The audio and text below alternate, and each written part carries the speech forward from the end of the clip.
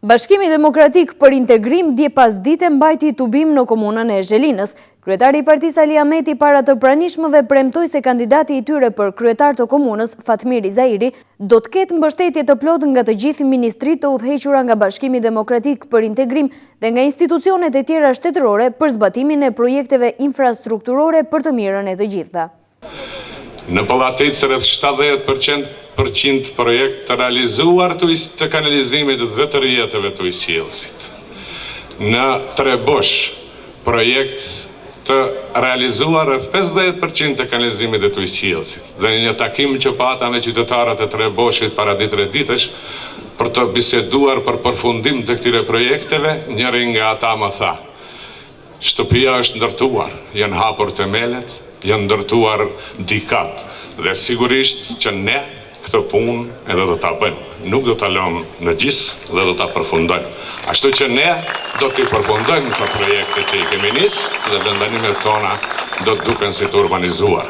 Mund them lirisht që zgaboj fare. Në të njëjtën orë kam thonë përpara jush që komunës së Zhelinës i duhet një mjek për ta shëruar nga smundja që e ka zonë, që ajo të funksionoj për smari, të funksionoj si komunë në shërbim për qytetarët, sepse kryetari i komunës, këshilltarët janë servis i qytetarëve që ata përfaqësojnë. Nderuar vëllezër e motra, në jetin e kemi shumë të mirë dhe kur në jeti është i mirë, edhe Zoti ndihmon.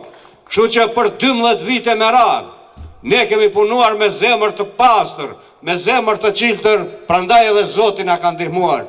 Në tubimin e BDI-s në Zhelin para të pranishmëve mbajtën fjalime dhe shefat e shtabit qendror dhe komunal zgjedhor Abdulagjim Ademi dhe Shaban Jusufi, si dhe bartësja e listës për këshilltar për komunën e Zhelinës Arjeta Rexhepi.